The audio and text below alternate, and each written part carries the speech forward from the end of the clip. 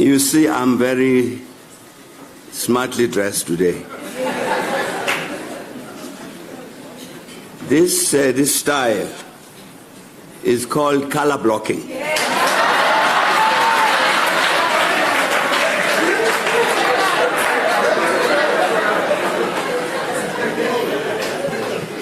So you see, Fasi, I'm not very far from you. But I'm very glad, I must say, I'm very glad to see some people here today. Alec Erwin here. Tammy Denden, who's just been here. Geraldine, Fraser Mlegeti. Who else? I'm talking about people with whom we're in government for a number of years. And the reason I mention this is because I think from all our experiences, there's something that I'm sure all of us understood, that every day was a day of struggle. Because here we are, Montley is correct, the ANC is the governing party, not the ruling party. And they send us into government. I'm Deputy President of the Republic, and so allocated an office at the Union Buildings. And in that room, there was a desk, a chair, the small table with a couple of chairs there, a telephone, and that was all. Not a piece of paper, no nothing. It meant in reality that there was no precedent. So we were not inheriting something. There was a former deputy president who then handed over to me and briefed me about what should be done. Because we're starting afresh. The Constitution says this, and the RDP program of the ANC says the other, and all of these things. What is it that must be done to translate all of these things into reality? Everything. You must rebuild the police, and you must do this, and I did everything. And I'm saying there's no precedent. So there's nothing that Alec Erwin is going to say, no, what is the precedent? Let me follow this precedent. No. You could setting precedents every day. Very, very complex process, comrade. No, I shouldn't say comrade. I might get me arrested. I'm talking about Montley. Montley, can I say comrade? No.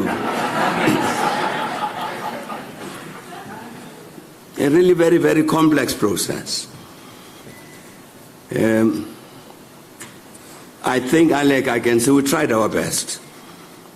I'm sure there were mistakes we made and wrong things we did and all of that.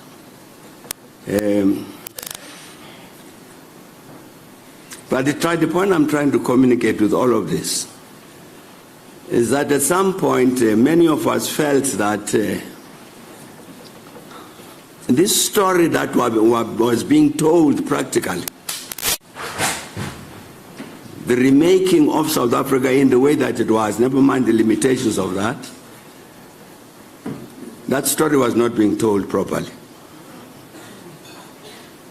Its challenges, its weaknesses, and in all of this.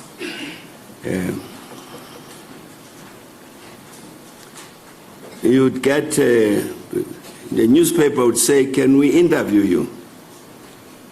And indeed you give an interview. And you're hoping that at least this is going to help us to communicate some ideas. And in the end, Montley, you find that that's actually, it's an opportunity for the interviewer to express their own views. Quite what the interviewee was saying, in a sense, is something you hang on as an interviewer to communicate your own views. So in the end, we said, look, let's tell our own story. In the Bantu Batu that Swiso was talking about were no longer there. The other papers which had been started, for instance, by the Communist Party, like New Age and so on, were no longer there.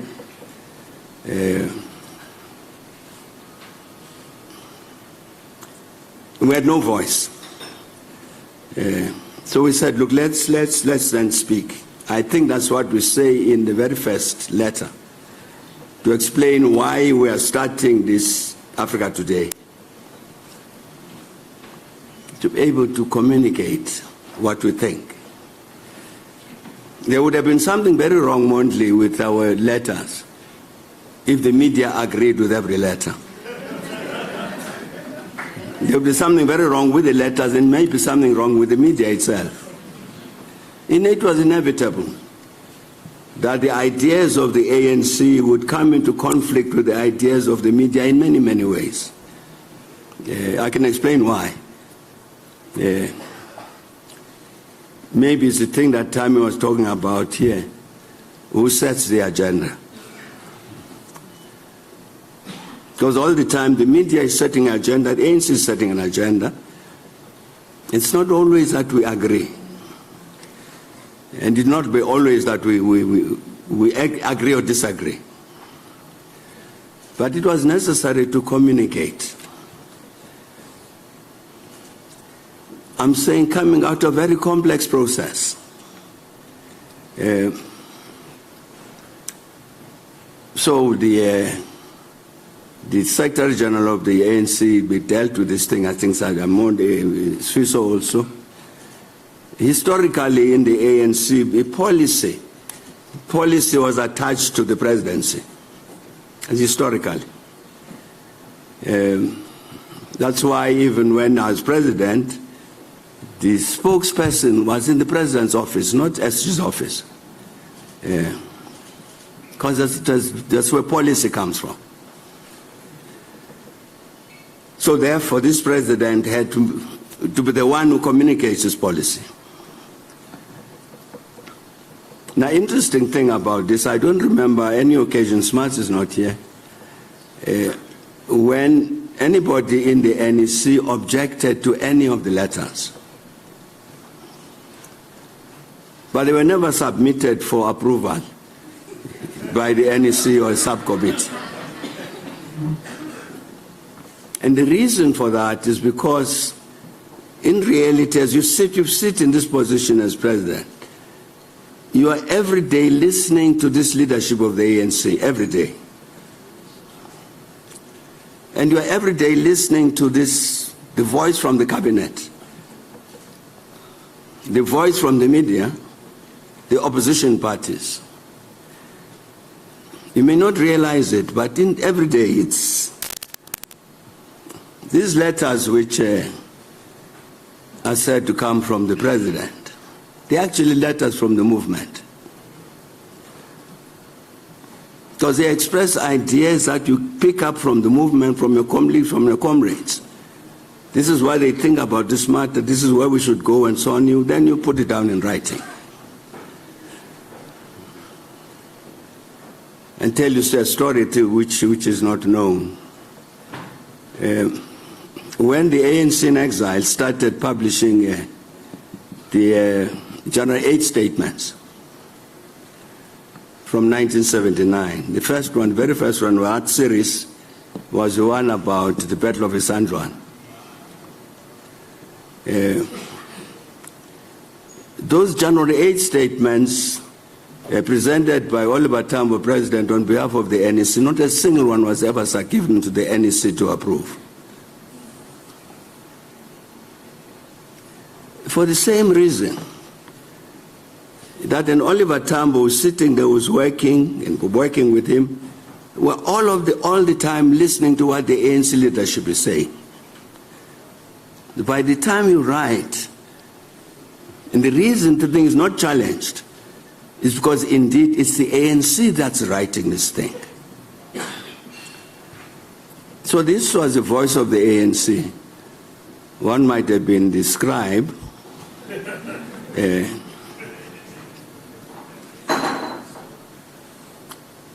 I think it's a very important record. When I was told, my colleagues said, look, why don't we republish these letters? And part of the argument was they would help us to educate the younger generation, to expose this younger generation to all of the kind of thinking that Walter has been trying to demonstrate from reading extracts. Yeah. And I agreed, I thought that was correct. That we should do that, expose the younger generation to this thinking. It's the thinking of the ANC over a particular period. And there are certain positions, as Walter is repeating, that you could read this thing and think it was written last month. It's because there are certain values and certain principles and certain whatever of the ANC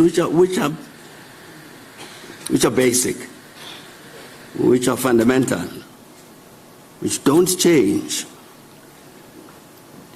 If they change, then it's not the ANC. So that's why it becomes possible to reiterate certain things, to say, Comrade Nomvula, you're not doing this thing right. It comes out of this whole history of a very strong foundation in terms of values, in terms of whatever. And hopefully these letters will communicate all that, and to even to the younger people. It may be, I'm sorry, let me say it may be, it certainly is today, that people will say many things against the ANC, critical things about the ANC. They may be right. But I think this book, these letters, we can always refer them to them. Yes, it's possible. It was possible for the ANC when I was president to take a wrong direction. And Mondle was trying to indicate in his view where I went wrong. Quite possible. But indeed, then to say to this young person who's growing up, but here is a set of views about many subjects. This is what the ANC is. It may be that today, this afternoon, it may not be doing the right thing, but this is what it represents. So indeed, I'm very, very glad, Mtobi, that Scotterville agreed to publish this, and no doubt we'll come back to you for volume 2.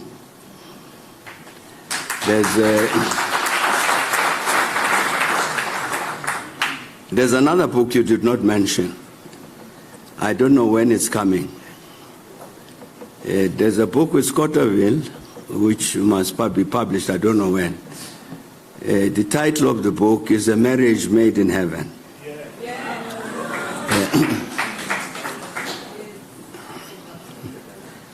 It's a very, very interesting book.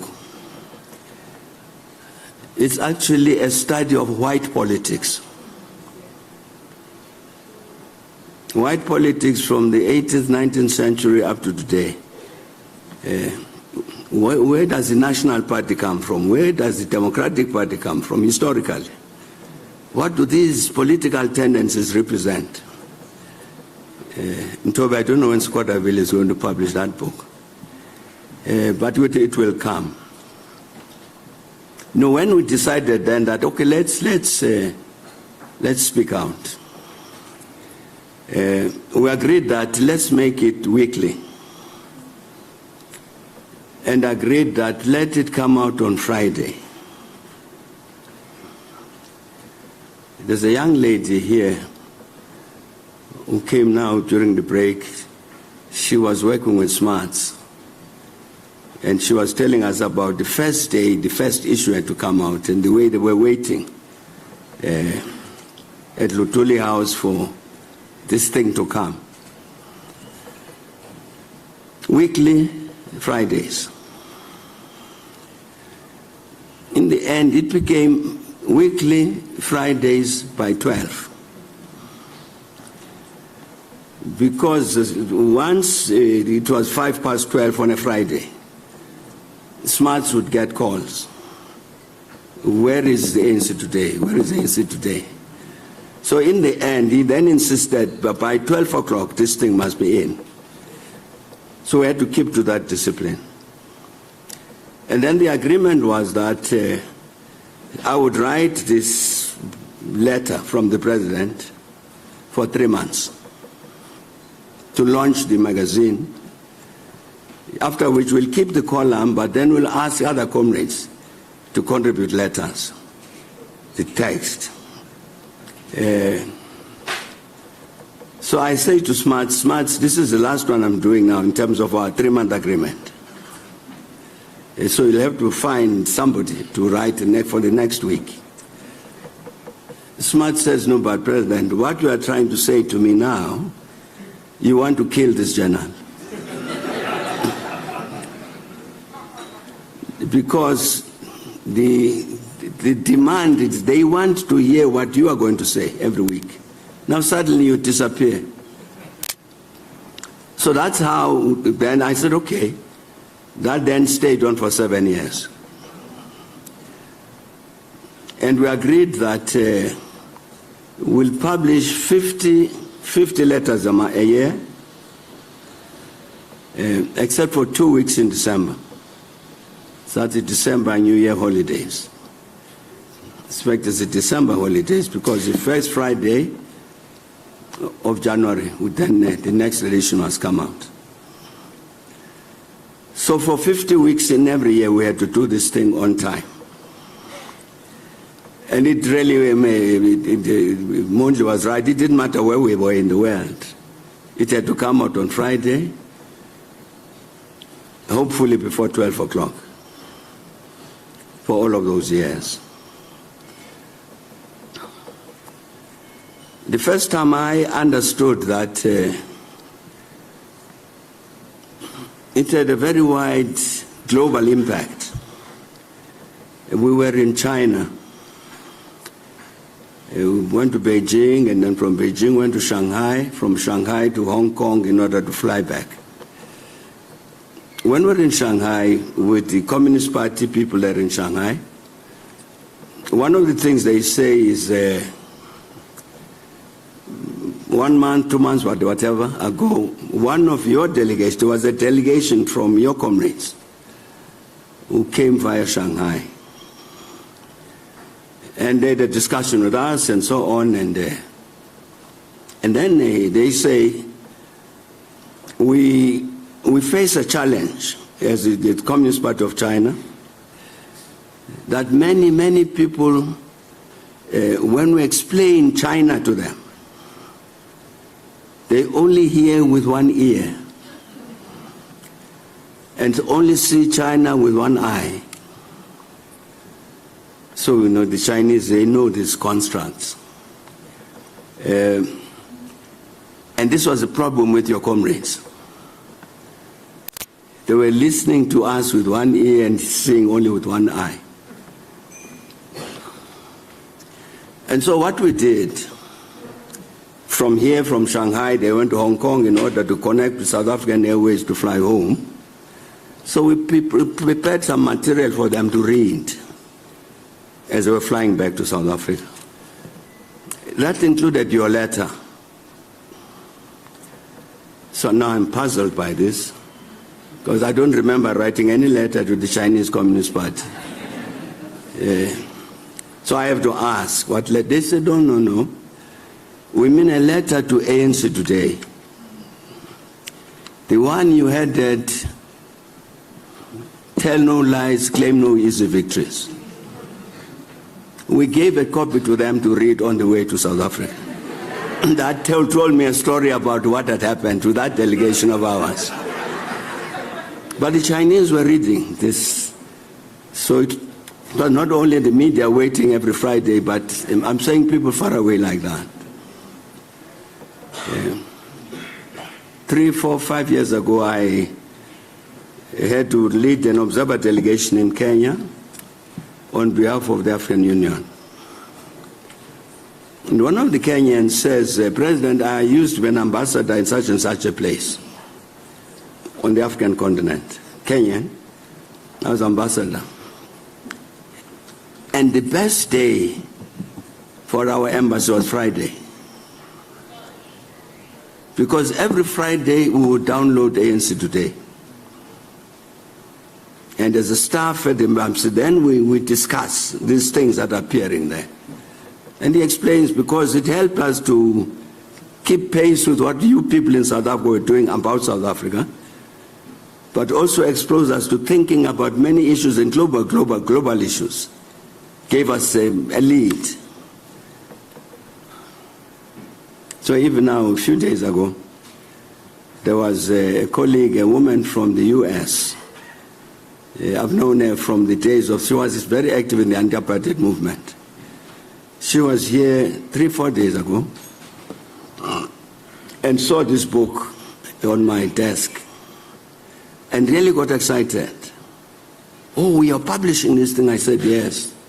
So no, she's very happy. That's the first time I realized that even the anti-apartheid movement in the US were reading this thing. So I'm saying at last we could see that what we had been complaining about, our voice is not being, we're not being heard about what we're trying to do here in South Africa. Let's do something. That became global. Indeed, Mondli, you are quite right. It was unfortunate that, in a sense, at some point, the ANC discontinued the practice. Because it was a very, very important point of communication. Secretary General, I don't know how happy you are with ANC communication up to today. I'm intending that it clearly is not. And it's right, and I've looked at this, I see there are so many websites, pages that appear on the internet. All sorts of programs, very new, and they are doing all sorts of communications. Recently, I've seen my ANC. There is at least that. But I think it's insufficient communication from the ANC. But colleagues, I'm very, very glad indeed, Mtobi, that we've been able to put out this volume 1 and look forward to the volume 2. But in the end, I'm saying, as Nomvula was saying, the struggle continues. Exactly because the struggle continues, because the process of the transformation of this country is going to take time.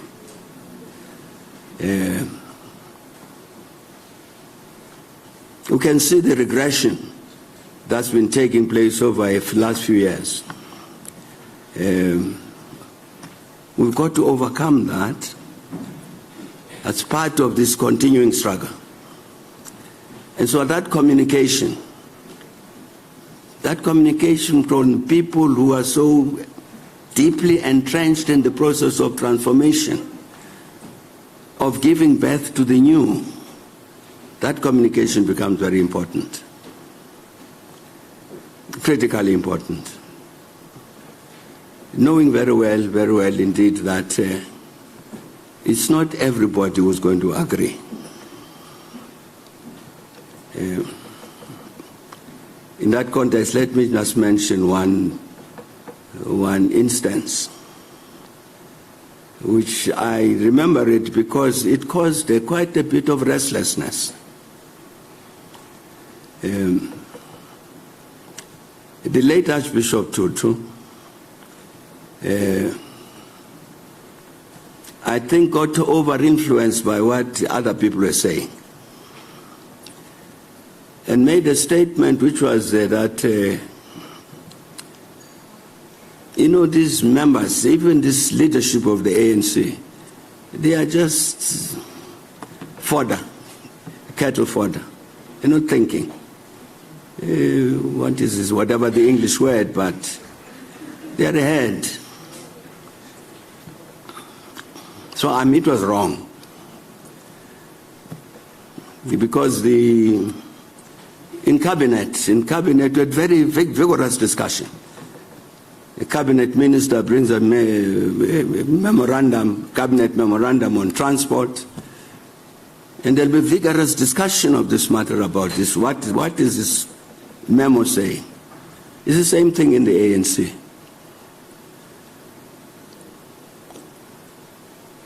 We introduced in the ANC an item on the agenda of the NEC, whenever the NEC meets, a political overview.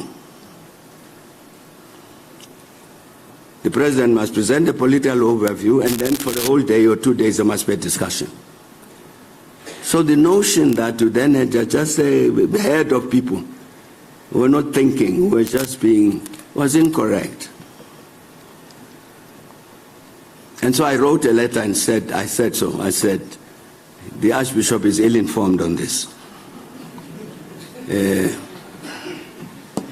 a lot of restlessness. Now, how can you say this about an icon? There's some holy cows. But you couldn't do that. The thing was wrong, and we had to say it's wrong. Fortunately, the Archbishop later told me that he had forgiven me.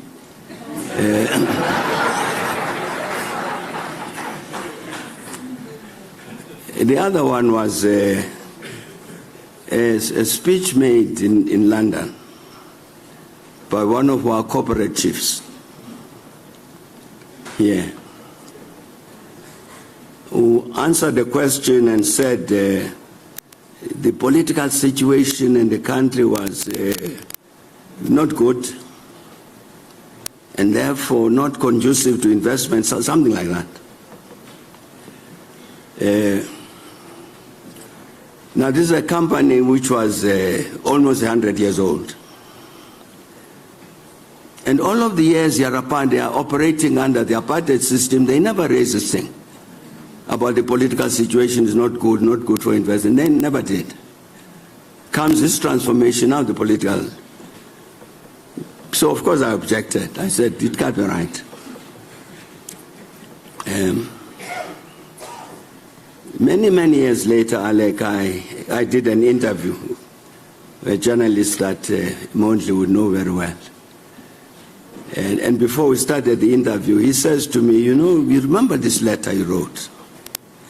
I said, sure, I do. He says, from that day onwards, the captains of industry became so terrified of you. I said, but I wish I had been told that, because then we would have got more out of them. But they were making a difference, these letters. And I think, SG, we must look again at this matter. Communication that must make a difference. It has to make a difference because we are at the center of the process of change, of giving birth to the new. So we must talk about that. And even when we go wrong, we must also say something about that. But thanks to everybody for coming. I don't know how much we are charging for each copy. I'm told I must sign some books now, which I will do. But thanks a lot for coming, and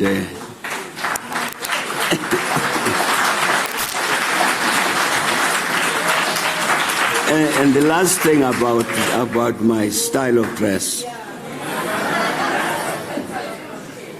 I had a very fortunate, very good moment this afternoon of meeting with Esther Mahlangu.